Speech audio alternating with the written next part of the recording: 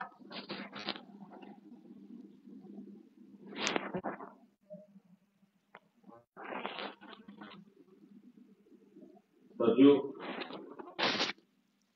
Facebook live पर जितने साथी इस प्लेटफॉर्म पे जुड़े हैं, आप सबका मैं स्वागत करता हूं। थोड़ा सा हम लोग समय देते हैं ताकि और ज्यादा से ज्यादा लोग इस फेसबुक लाइव पर जुड़ जाएं। लोक जनशक्ति पार्टी रामविलास हर संभव प्रयास कर रही है जनता से कनेक्ट करने का। जहां कंजर्वेटिव मोड के हम लोग पक्षधर रहे हैं, जहां पे घर घर जाकर व्यक्तिगत मुलाकात कर जन संवाद के माध्यम से, नुक्कड़ बैठक के माध्यम से लोगों से जुड़ने का हम लोग प्रयास करते ही हैं, वहीं आज की तारीख में जहां पे सोशल मीडिया का इतना महत्व है, ऐसे में इस माध्यम से भी आप लोगों के साथ जुड़ने का हम लोग प्रयास कर रहे हैं ताकि बिहार से जुड़ी हुई ज्यादा से ज्यादा समस्याओं पर हम लोग चर्चा कर सही मायनों में उसका समाधान हम लोग निकाल पाए। आज इस फेसबुक लाइव के माध्यम से बिहार में बढ़ते अपराध को लेकर मैं अपने तमाम साथियों से चर्चा करना चाहूंगा, जिसमें विशेषतः मुख्यतः बिहार के लोग, ऐसे बिहारी जो बिहार में रह रहे हैं या ऐसे बिहारी जो इस मंच के माध्यम से, जो दूसरे प्रदेशों में रह रहे हैं, जो इस मंच के माध्यम से हम लोग के साथ जुड़े हैं।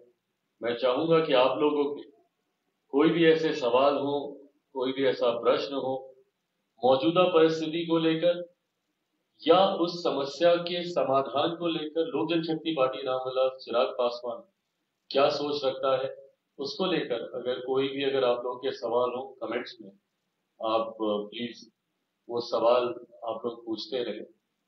अपराध पर हम लोगों ने मुख्यतः आज का जो फेसबुक लाइव है इसमें अपराध हम लोगों ने विषय रखा है, क्योंकि आज की तारीख में मुझे लगता है सबसे ज्यादा ज्वलंत विषय अपराध ही है।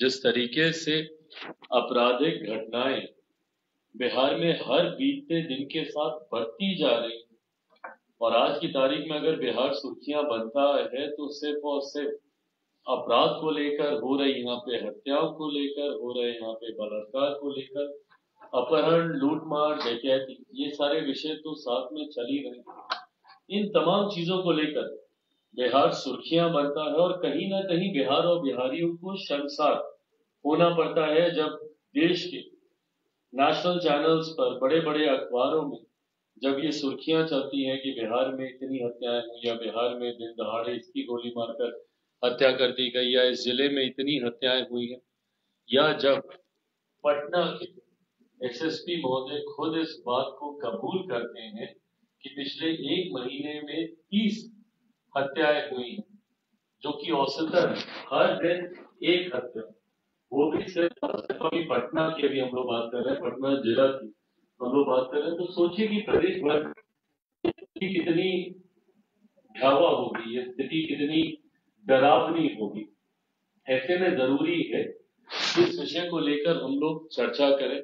मैं आप सबके भी सुझाव इस माध्यम से मैं जानना चाहूंगा।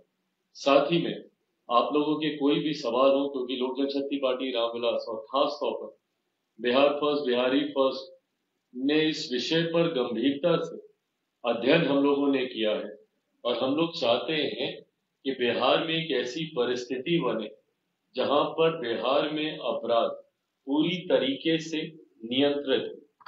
मैं उम्मीद करता हूं कई साथी इस लाइव इस माध्यम के साथ जुड़ गए हैं, इस मंच पर जुड़ गए हैं।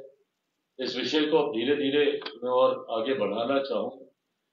जब हम लोग अपराध की जब हम लोग बात करते हैं या देश के किसी भी प्रदेश में शांति से लोग रहें, वहां पे एक सामंजस्य का माहौल हो, वहां पे लोगों के भीतर एक सुरक्षा का भाव हो, तो इससे पहले हम लोग को ये समझने की जरूरत है कि ये जिम्मेदारी किसकी है। भारत का संविधान भारत का एक संघीय ढांचा बनाता है, एक फेडरल स्ट्रक्चर है हमारे देश में। फेडरल स्ट्रक्चर का मतलब होता है कि जहां पे केंद्र में एक सरकार है, वहीं राज्यों में भी अपनी सरकारें हैं। केंद्र सरकार के अपने अधिकार होते हैं, वहीं राज्य सरकारों के पास अपने अधिकार होते हैं। और कई ऐसे विषय हैं जो कि राज्य सरकार की सूची में आते हैं, जिसमें से लॉ एंड ऑर्डर पूर्णतः राज्य सरकार की विषय सूची में ही आता है। अगर आप देश के किसी भी राज्य में आप चले जाइए, वहां पर लॉ एंड ऑर्डर उस राज्य सरकार की विषय सूची में आता है। उस राज्य में शांति है कि नहीं, वहां पर अमन चैन वहां पे कायम है कि नहीं, ये तमाम विषय वहां की राज्य सरकार के अंतर्गत आते हैं। उनको इस बात को सुनिश्चित करना है कि उनके राज्य में अमन चैन शांति कायम रहे, बरकरार रहे। उसी तरीके से शिक्षा भी राज्य सरकार की विषय सूची में आता है, स्वास्थ्य राज्य सरकार की विषय सूची में आता है। पर क्योंकि आज की तारीख में हम लोग सिर्फ अपराध को लेकर हम लोग चर्चा कर रहे हैं, और आने वाले दिनों में कई ऐसे लाइव प्लेटफॉर्म्स में कई और विषय हैं, क्योंकि बिहार में शिक्षा पर भी चर्चा करनी उतनी ही जरूरी है, बिहार में स्वास्थ्य पर भी चर्चा करनी उतनी ही जरूरी है।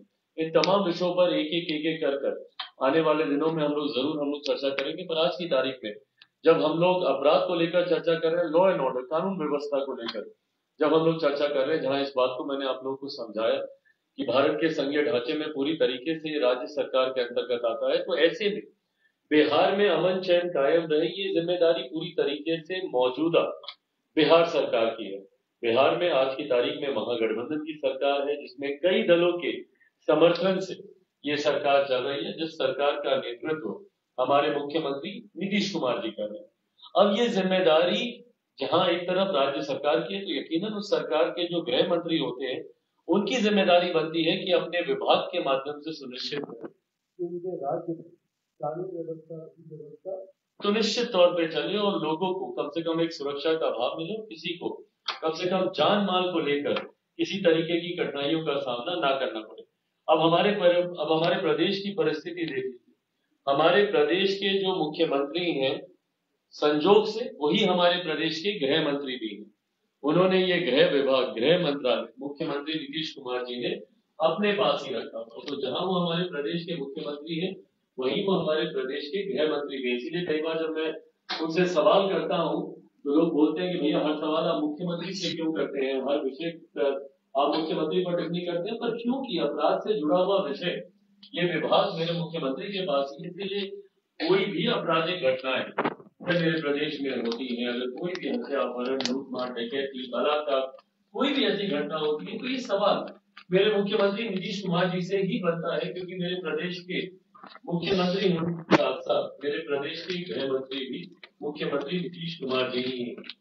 ऐसे में जब हमारे प्रदेश में आए दिन हत्याओं की एक श्रृंखला बनती जा रही है, कुछ समय पहले जैसे मैंने जिक्र किया, और ये बात मैं नहीं कह रहा, ये श्रृंखला हमारे प्रदेश के पटना के हमारे एसएसपी महोदय खुद इस बात को कबूल करते हैं कि पिछले एक महीने में लगभग 30 हत्याएं हुई। अगर आप साल भर का आप आंकड़ा देखें, तो हजारों हत्याएं, सैकड़ों बलात्कार और लूटमार की और अपहरण की अनगिनत घटनाएं हमारे प्रदेश में हुई है। तो इसीलिए ये सवाल देश के मुख्यमंत्री जी से ही बनता है। कुछ दिनों पहले हमारे प्रदेश के मुख्यमंत्री जी ने, जो प्रदेश के गृह मंत्री भी, उन्होंने स्पष्ट इस बात को लेकर कहा कि अरे कहाँ हो रही हैं ऐसी घटनाएं, आप लोगों के कहने से थोड़े ना जंगल राज आ जाता है। पर पूछिए हमारे प्रदेश के मुख्यमंत्री से, पूछिए हमारे प्रदेश के गृह मंत्री से कि आए दिन, और जब उन्हीं के ही पटना, जिस शहर में मुख्यमंत्री जी का निवास है, जहाँ पे वो रहते हैं, पूछिए उनसे कि क्या जो हत्याएं हो रही हैं, क्या वो गलत हैं, क्या ये आंकड़े गलत हैं, क्या जो औरतें आंसू बहा रही हैं, जिन्होंने अपने सुहाग को खोया, ऐसी माएं जिनकी गोद सुनी हुई हैं, क्या वो झूठ बोल रही हैं? वो बच्चे जो बिलक बिलक कर रो रहे हैं। मैं अधिकांश हत्याओं में जहां जहां पर भी हुआ है, मैंने प्रयास किया है। आज की तारीख में मैं राज्य सरकार का हिस्सा नहीं हूं, संभवतः मेरे जाने से कोई बहुत ज्यादा कुछ मदद मिले या बहुत ज्यादा किसी के लिए मैं कुछ कर सकूं, मेरी सीमाएं संभवतः नहीं हो पाएगा। पर मैंने हमेशा इस बात को सुना है और मैं मानता हूं कि दुख बांटने से कम होता है। मानवता के नाते ये प्रयास मेरी तरफ से हमेशा रहता है कि कम से कम उस परिवार को मैं अपने गले से लगाऊं जिसने अपने घर में खाने कमाने वाला खोया, या उन बच्चों को अपने सीने से लगाऊं जिसने अपने पिता को खोया, या उस बूढ़ी माँ को अपने गले से लगाऊं जिन्होंने अपने जवान बच्चे को खोया है। कम से कम इससे उनका दुख कर्म होगा। आज तक मैंने पर कभी मेरे प्रदेश के मुख्यमंत्री, जो मेरे प्रदेश के गृह मंत्री भी हैं, उनको किसी एक हत्या पर किसी पीड़ित परिवार से मिलते हुए मैंने नहीं देखा। आज तक मैंने नहीं देखा कि मेरे मुख्यमंत्री कभी गए हों और ऐसे परिवारों से मिले। मैं इसमें राजनीति नहीं करना चाह रहा। मेरे कहने का उद्देश्य ये नहीं है कि भाई मुख्यमंत्री जाएंगे तो चीजें ठीक हो जाएंगी, नहीं जाएंगे। पर जब एक प्रदेश का मुख्यमंत्री ऐसी घटनाओं पे जाते हैं, जब एक प्रदेश के गृह मंत्री जब ऐसी घटनाओं पे जाते हैं, तो वो विश्वास दिलाते हैं उन परिवार वालों को कि कम से कम उनको न्याय मिलेगा। जो व्यक्ति उस परिवार वाले ने खोया उसकी भरपाई कोई नहीं कर सकता, वो व्यक्ति कभी वापस भी नहीं आएगा। पर कम से कम परिवार को इस बात का दिलासा तो मिलेगा, इस बात का विश्वास तो होगा कि भाई मुख्यमंत्री मेरे दरवाजे तक आए, मेरे गृह मंत्री मेरे दरवाजे तक आए, तो कम से कम स्थानीय प्रशासन इतनी मुस्तैदी दिखाएगा और कम से कम उस पीड़ित परिवार को न्याय मिलने में कम से कम मदद होगी। पर आज तक एक तस्वीर हम लोगों ने ऐसी नहीं देखी जहां पर मुख्यमंत्री नीतीश कुमार जी ने ऐसे पीड़ित परिवार से जाकर मिलना जरूरी समझा हो। उनसे मिलकर ना सिर्फ उनको वो न्याय का भरोसा दिला सकते थे, बल्कि वहां पर जो अपराधी हैं उनके मनोबल को वो गिरा सकते थे। जब ऐसी जगहों पर हमारे प्रदेश के मुख्यमंत्री जाते, हमारे प्रदेश के गृह मंत्री जाते, तो अपराधियों के मन में ये डर बैठता है, ये भय बैठता, ये खौफ बैठता कि भैया अब मुख्यमंत्री खुद इस विषय की मॉनिटरिंग कर रहे हैं, तो संभवतः इस तरीके की आपराधिक घटनाओं में लगाम लगेगी। वहां के स्थानीय प्रशासन पे ये दबाव पड़ता, वहां के स्थानीय प्रशासन पे ये दबाव पड़ता कि अब हम लोग को मुस्तैदी से काम करने की जरूरत है, क्योंकि मुख्यमंत्री के कार्यालय से, गृह मंत्री के यहाँ से इस विषय की मॉनिटरिंग की जा रही है।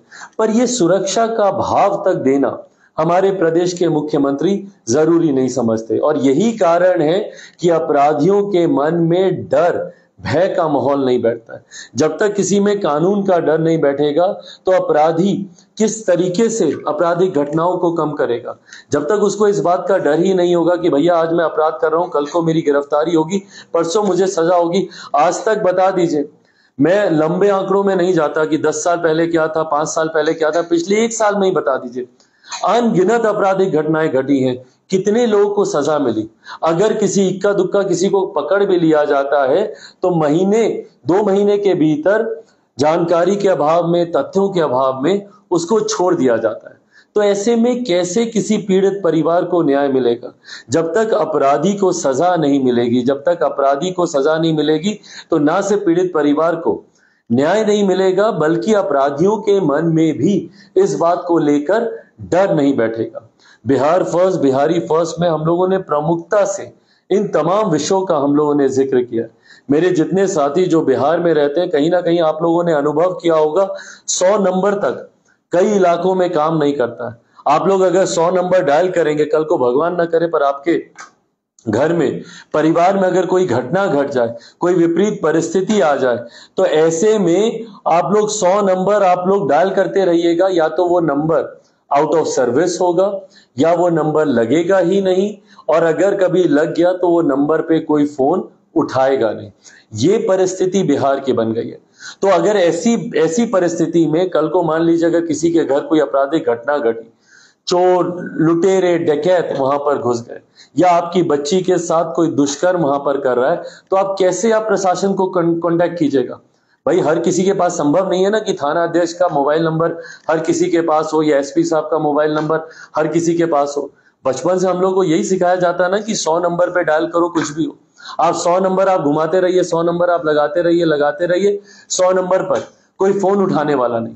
बिहार फर्स्ट, बिहारी फर्स्ट ने सबसे पहले, और जो कि एकदम बेसिक है, ये सबसे पहले इस बात का हम लोगों ने उसमें जिक्र किया है कि 100 नंबर को दुरुस्त करना जरूरी है। जरूरी है कि तुरंत 5 से 6 मिनट के भीतर आपके पास मदद पहुंचे। जब तक वो मदद आपके पास पहुंचेगी नहीं, अगर अपराधियों के मन में इस बात का डर ही नहीं होगा कि भैया मैं किसी आपराधिक घटना को मैं अंजाम दे रहा हूं और पुलिस आएगी ही नहीं, तो भाई वो तो बेखौफ होकर इस घटना को अंजाम देता रहेगा। और यही कारण है दिन दहाड़े जब गोलियां चलती हैं तो उसका कारण ही यही है कि अपराधियों के मन में इस बात का डर ही नहीं है कि वहां पे पुलिस आएगी। और इसी को लेकर कई मेरे साथी भी सवाल पूछ रहे हैं कि भैया बिहार फर्स्ट बिहारी फर्स्ट अपराध को रोकने में कैसे मददगार साबित होगा। बिहार फर्स्ट बिहारी फर्स्ट में इसी बात का प्रमुखता से हम लोगों ने जिक्र किया है कि पहले 100 नंबर काम करें। कहीं पर भी आपराधिक घटना घट रही है, एक तय समय पर वहां पर स्थानीय प्रशासन के लोग वहां पर पहुंचे, ये सबसे पहले सुनिश्चित करना जरूरी है। स्थानीय प्रशासन को इतना मुस्तैद होना पड़ेगा और बिहार फर्स्ट बिहारी फर्स्ट इस बात को सुनिश्चित करेगा कि स्थानीय प्रशासन इतना मुस्तैद हो ताकि तत्काल प्रभाव से वहां पर जहां पर भी आपराधिक घटना घट रही है, जहां से भी इस तरीके की जानकारी स्थानीय थाने को या वहां के स्थानीय प्रशासन के लोगों को या पेट्रोलिंग कर रही गाड़ियों को, आप देखेंगे कई बार पेट्रोलिंग करती गाड़ियां लाइट और इसको अपना बंद करके वहां पर गाड़ी एक जगह कोने में पार्क करके वो लोग सोए हुए हैं। इस बात को हम लोग को दुरुस्त करने की जरूरत है। पेट्रोलिंग व्हीकल्स निरंतरता में गश्त लगाते रहें, पेट्रोलिंग करते रहें ताकि कहीं पे भी अगल बगल में कोई घटना हो रही हो तो लोग चौकन्ने रहें, ये लोग चौकन्ने रहें। इन बातों को हम लोग को सुनिश्चित करना होगा, जिसकी बिहार फर्स्ट बिहारी फर्स्ट हम लोग प्रमुखता से हम लोग इसके पक्षधर हैं, इसका हम लोग जिक्र करते हैं। साथ ही में एफआईआर दर्ज कराने में जो कठिनाइयों का हम लोग को सामना करना पड़ता है, आज भी आप चले जाइए भैया एफआईआर ही दर्ज नहीं होती है। जब आप थाने में जाते हैं, थाने वाले इस थाने से उस थाने, इधर से उधर आपको दौड़ाते रहेंगे, आपको भगाते रहेंगे। एफआईआर तक दर्ज करना कोई जरूरी नहीं समझता, कार्रवाई और उसके ऊपर अपराधियों को सजा मिलना तो बहुत दूर की बात है। बट सबसे पहले जो बेसिक चीज है कि भाई आप फर्स्ट इंफॉर्मेशन रिपोर्ट तो आप दर्ज कीजिए, आप एफआईआर तो आप दर्ज कीजिए। आप पहले जानिए तो कि वहां पे क्या घटना घटी है, नहीं हुआ है, क्या हुआ है, नहीं हुआ है। एफआईआर तक वहां पे अधिकांश थानों में दर्ज नहीं होती। महिलाओं के साथ ये अलग परेशानी बनी हुई है, वो थानों में जाती हैं तो बोला जाता है कि भैया आप महिला थाने में जाइए। आज की तारीख में ये विषय आ रहा है, ये कोऑर्डिनेशन करने की जिम्मेदारी उस थाने की होगी, पर सबसे पहले वहां पर उसकी एफआईआर दर्ज हो, इस बात को सुनिश्चित करने की जिम्मेदारी प्रशासन की है, जिसको बिहार फर्स्ट बिहारी फर्स्ट हम लोग मेक श्योर करेंगे कि इसको किया जाए। बिहार में थोड़ा सा कनेक्टिविटी का इश्यू था, मैं उम्मीद करता हूं कि आप सबको मेरी आवाज ठीक से आ रही हो। साथ ही में इस बात को भी हम लोग को सुनिश्चित करने की जरूरत है कि तय सीमा पे टाइम बाउंड कुछ ऐसे अपराध हैं जिसको अगर आप अनंत काल के लिए छोड़ दीजिएगा तो वो पुनः कारण बनते हैं अपराधियों के मन से डर को मिटाने के लिए। लोगों को लगता है कि भैया क्या होगा, हम जाएंगे, अगर पकड़ भी लिया तो सालों साल केस चलेगा, निकल जाएंगे, छूट जाएंगे। निर्भया का एक मैटर है जिसको मैंने लोकसभा में सदन के पटल पर भी मैंने उठाया था, और उस वक्त भी मैंने कहा था कि अपराधियों के मन में डर इसीलिए नहीं है क्योंकि निर्भया का मैटर सालों साल चला और इतने विकल्प अपराधियों को दिए गए। उस वक्त भी मैंने as a lawmaker Bharat की संसद में खड़े होकर मैंने कहा था कि हर उस कानून को हम लोग को बदलने की जरूरत है जो अपराधियों को इतने विकल्प देखते हैं और साल दर साल उनको बचने के मौके देते हैं। तारीख पे तारीख, ये एक बहुत मशहूर डायलॉग हम लोगों ने सुना था जो कहीं ना कहीं आज की तारीख में हकीकत बन गया। अपराधियों के पास इतने विकल्प होते हैं, उनको एक के बाद एक तारीख पे तारीख दी जाती है। सोचिए ऐसे में उस पीड़ित परिवार पे क्या गुजरती होगी जो न्याय की आस में दशकों बिता देते हैं, सालों बिता देते हैं, पर उसके बाद भी संभवतः उन लोगों को न्याय नहीं मिलता। ऐसे में टाइम बाउंड जांच होनी जरूरी है, वर्डिक्ट आना जरूरी है, एक तय समय सीमा पर ये तमाम कार्रवाई हो, फास्ट ट्रैक किए जाने चाहिए कई मैटर्स, जिसको बिहार फर्स्ट बिहारी फर्स्ट में हम लोगों ने बहुत प्रमुखता से उठाया, जिसमें खास तौर पर महिला उत्पीड़न से जुड़े हुए जितने विषय हैं उसको फास्ट ट्रैक होने की जरूरत है। इन विषयों को तत्काल प्रभाव से इनका निपटारा करने की जरूरत है ताकि ना सिर्फ उस पीड़िता को उसको कम से कम न्याय मिले, ताकि अपराधियों के मन में भी डर हो कि भैया पिछला वाला ये मैटर हुआ था, ये केस हुआ था, तुरंत उसको फांसी की सजा मिली, तुरंत उसको उम्र कैद की सजा मिली, या जो भी जिस भी तरीके का वो अपराध हो।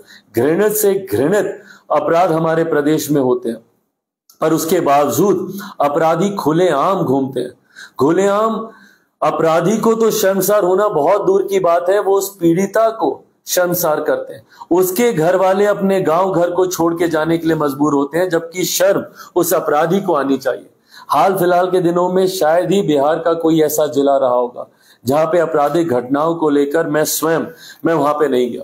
और आज की तारीख में चिंता तो हम लोग की तब और ज्यादा बढ़ जाती है जब पुलिस तक हमारे प्रदेश में सुरक्षित नहीं है।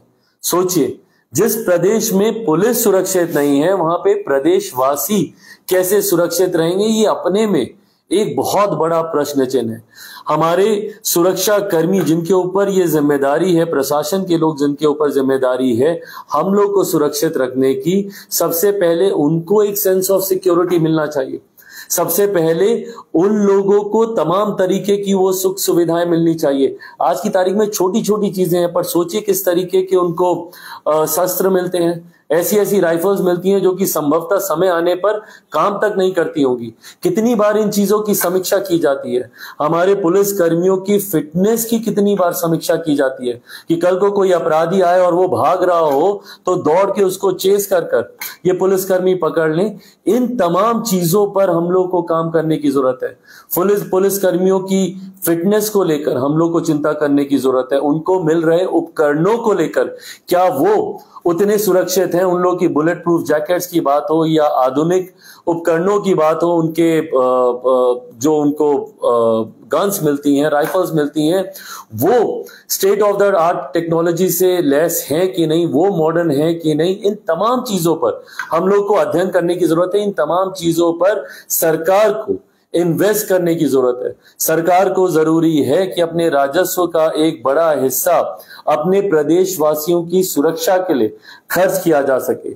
पर अफसोस इस बात का है कि हम लोग एक ऐसे राज्य से आते हैं जहां पे घोटाले तो हजारों करोड़ के हो जाते हैं, पर वहीं जब प्रदेशवासियों की सुरक्षा से जुड़े हुए विषय आते हैं तो उसमें राज्य सरकार अपने राजस्व का एक हिस्सा तक सही तरीके से खर्च करना जरूरी नहीं समझती। और जो हिस्सा खर्च होता भी है वो हम लोगों से, बिहारियों से बेहतर कौन जानता है कि उसमें से कितना हिस्सा सही मायनों में इस्तेमाल किया जाता है और कितना भ्रष्टाचार की देन चढ़ता है। ये हम लोग के लिए समझना कोई मुश्किल काम नहीं है। ऐसे में और भी जो आप लोगों के सवाल आ रहे हैं पैसे लेकर अपराधियों को, ये हर बिहारी जानता है कि आज की तारीख में बिहार में बिना घूस दिए शायद ही कोई काम होता हो। ऐसे में सबसे बड़ी चिंता हम लोगों की बन जाती है कि भैया एक तो हमारे घर परिवार में आपराधिक घटना घटी, वहीं दूसरी तरफ के लोग क्योंकि अपराधी हैं और धन बल से मजबूत हैं तो वो घूस देकर, वो अपनी मिली भगत कर प्रशासन के लोगों को अपनी तरफ कर लेते हैं और उसके बाद आयोग उनके अनुसार रिपोर्ट दर्ज करता है। उनके हिसाब से जितने भी प्रूफ्स हैं उनके साथ तथ्यों के साथ छेड़खानी की जाती है, उनको बदलने का प्रयास किया जाता है। क्यों? क्योंकि उनके पास धन बल हर तरीके का सामर्थ्य है उन लोगों के पास इन चीजों को अपने हिसाब से मॉडिफाई करने का। ऐसे में जरूरत है आधुनिकीकरण की। ऐसे में जरूरत है आज की तारीख में तमाम मॉडर्न टेक्नोलॉजी को अपनाने की, ताकि तथ्यों के साथ किसी तरीके की छेड़छाड़ ना की जाए। सीसीटीवी कैमरास हर एक जगह पूरे प्रदेश में हमारे लगे हों, हर एक गली, हर एक नुक्कड़, हर एक चौराहे पर लगे हों, ताकि उस सीसीटीवी फुटेज के माध्यम से सही जानकारी हम लोग के पास आए और कोई भी उस जानकारी के साथ छेड़छाड़ ना कर सके। थानों में ऐसे सीसीटीवी कैमरास लगे होने चाहिए ताकि इस बात की निरंतरता में मॉनिटरिंग हो कि भैया जो रिपोर्ट दर्ज हो रही है वो सही है, जो एविडेंसेस आए हैं उसको ऑनलाइन रजिस्टर किया जाना चाहिए ताकि बाद में उन एविडेंसेस के साथ किसी तरीके की कोई छेड़छाड़ ना कर सके।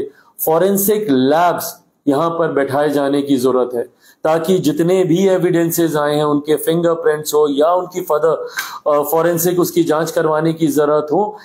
हर चीज up to date modern technology के हिसाब से हमारे प्रदेश में हो। पर अफसोस की बात है इस विषय में हमारे मुख्यमंत्री जो हमारे प्रदेश के गृह मंत्री हैं वो चर्चा तक करना जरूरी नहीं समझते। आप देश के बाकी राज्यों में चले जाइए, आज की तारीख में अपराध के निपटारे को लेकर, उसमें पीड़ितों को न्याय दिलाने को लेकर टेक्नोलॉजी का अपार इस्तेमाल किया जा रहा है। पर वहीं हमारे प्रदेश में देख लीजिए, आज भी पुराने तरीकों से, आज भी जो अपराधियों ने जो एविडेंसेस वहां पे छोड़े होंगे, हम कई बार तो ग्लव्स तक पहनना हमारे प्रशासन के लोग जरूरी नहीं समझते। इसमें कितने ऐसे एविडेंस हैं जो कि नष्ट हो जाते हैं, फिंगरप्रिंट्स मिट जाते हैं, अपराधियों के उंगलियों के निशान हो, उनके द्वारा छोड़े गए एविडेंसेस हो, वो नष्ट हो जाते हैं, क्योंकि इस दिशा में हम लोग बात ही नहीं करते। आखिरी बार कब ऐसी वर्कशॉप्स ऑर्गेनाइज की गई हैं प्रशासन के लोगों को लेकर, हमारे पुलिस कर्मियों को लेकर, ताकि उनको सैनिटाइज किया जाए, उनको जानकारी दी जाए, नई नई टेक्नोलॉजीज को लेकर फोरेंसिक लैब के अधिकारी आए, वो जानकारी दें कि भैया किस तरीके से जब आप किसी घटना स्थल पर जाते हैं, जब आप किसी एक ऐसे स्पॉट पर जाते हैं जहां पे घटना घटी हो, तो वहां पे क्या प्रोटोकॉल्स होने चाहिए, क्या पैरामीटर्स होने चाहिए, किस तरीके की सावधानियां हम लोग को बरतने की जरूरत है। इन विषयों पर कभी चर्चा खुलकर हमारे प्रदेश में या विभाग में संभवतः कभी हुई नहीं है।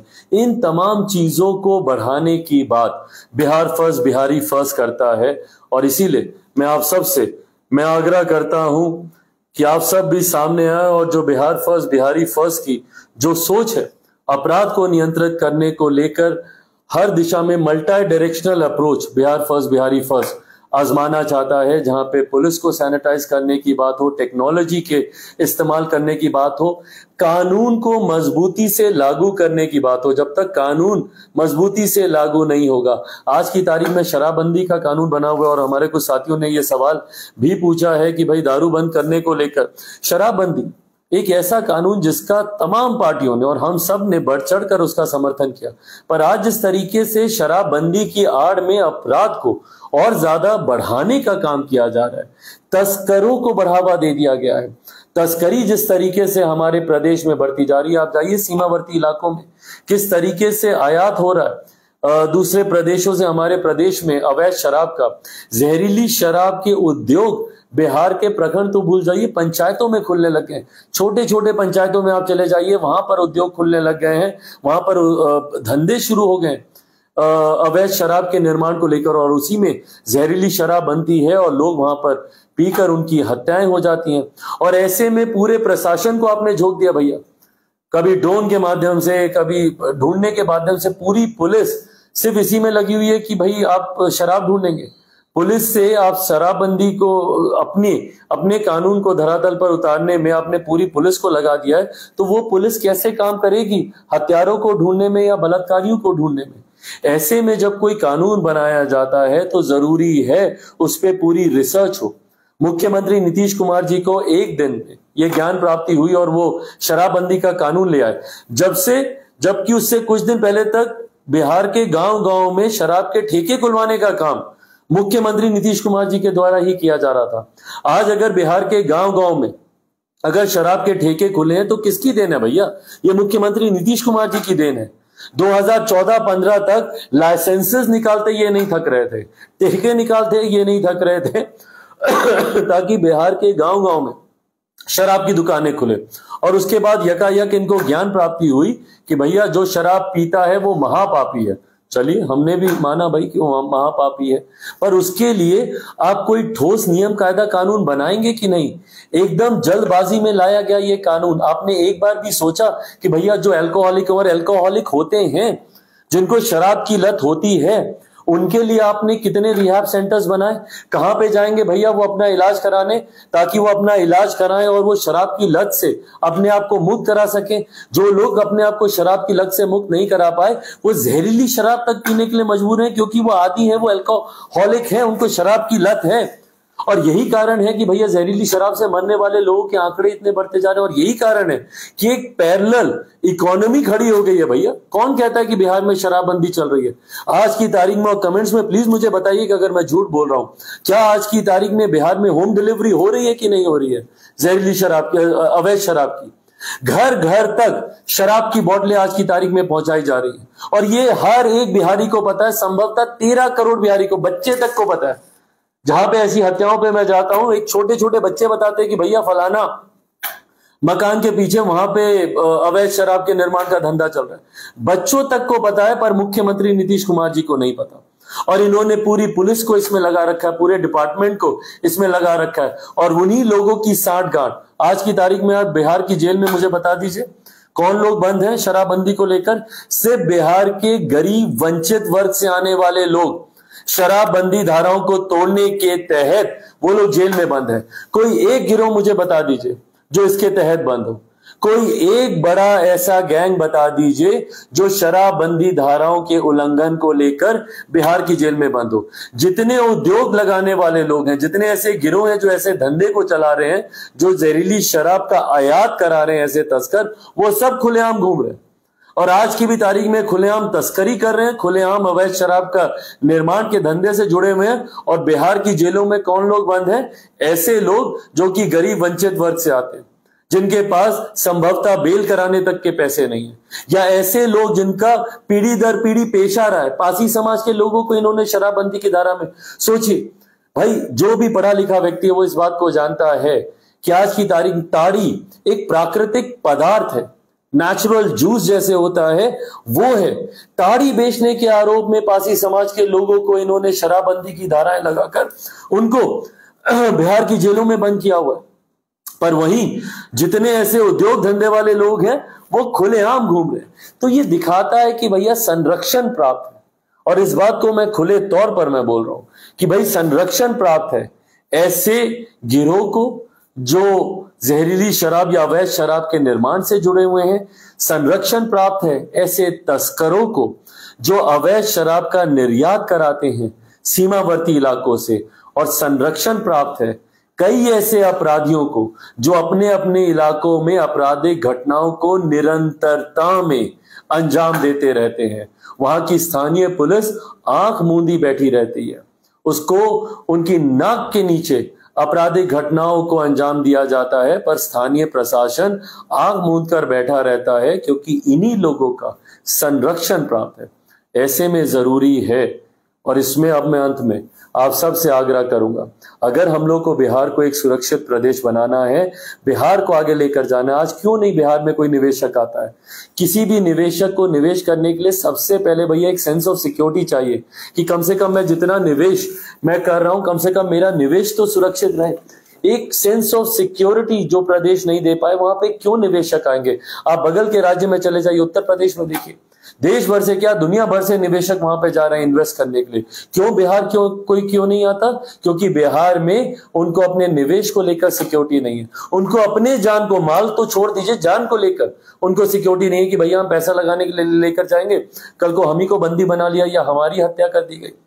तो ऐसे में बिहार को अगर आगे लेकर जाना है तो एक सेंस ऑफ सिक्योरिटी देना जरूरी है। बिहार में अगर हम चाहते हैं कि टूरिज्म फले फूले, देश भर से दुनिया भर से लोग यहां पर आए, टूरिस्ट यहां पर आए, उसके लिए बिहार को एक सुरक्षित राज्य बनाना होगा। आए दिन अगर सिर्फ हत्याओं को लेकर ही बिहार देश भर में, दुनिया भर में सुर्खियों में बनेगा तो कोई टूरिस्ट, कोई पर्यटक यहाँ पे नहीं आना चाहेगा, कोई निवेशक हमारे प्रदेश में नहीं आना चाहेगा। और उल्टा जब हम लोग दूसरे प्रदेश में जाएंगे तो लोग हम लोग को हीन भावना से देखते हैं कि अरे इनके प्रदेश में तो खुद इतनी हत्याएं हो रही हैं, ये उस राज्य से आता है। जाते हैं लोग पूछते हैं कि भैया वहां पे लोग सड़क पे चल पाता है, सुरक्षित रहता है? लोगों को लगता है राह चलते हम लोगों को गोली मार दी जाएगी। इस तरीके की छवि हमारे प्रदेश की बना दी गई है।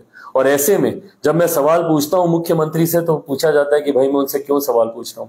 सवाल सिर्फ इसीलिए क्योंकि 18 साल से मेरे प्रदेश के वो मुख्यमंत्री हैं, 18 साल से मेरे प्रदेश के वो गृह मंत्री हैं। और आज की तारीख में बिहार में जो महागठबंधन की सरकार है, यही सरकार और इसी सरकार के घटक दल अलग अलग समय में गृह विभाग की जिम्मेदारी संभालते रहे हैं पिछले 33 साल से। 33 साल में अगर बिहार जंगल राज से बाहर नहीं आ पाया, और आज तो महाजंगल राज की बात होती है, तो इसकी जिम्मेदार भी यही सरकार है। ऐसे में बिहार फर्स्ट, बिहारी फर्स्ट एक ईमानदार प्रयास कर रहा है बिहार को एक सुरक्षित राज्य बनाने का, एक ईमानदार प्रयास कर रहा है अपनी बहन, बेटी, माताओं की कम से कम इज्जत को बचाने का, उनको एक सम्मान की जिंदगी देने का। मैं चाहता हूं जितने मेरे साथी हैं जो इस सोच से सहमत हैं, जो बिहार को एक सुरक्षित राज्य बनाने की सोच रखते हैं, मैं चाहता हूं आप सब आए, बिहार फर्स्ट, बिहारी फर्स्ट का मजबूती से साथ दें। इसी तरीके से अपने सुझाव देते रहें, इसी तरीके से अपना साथ और अपना आशीर्वाद देते रहें। बहुत बहुत धन्यवाद। जय हिंद, जय बिहार।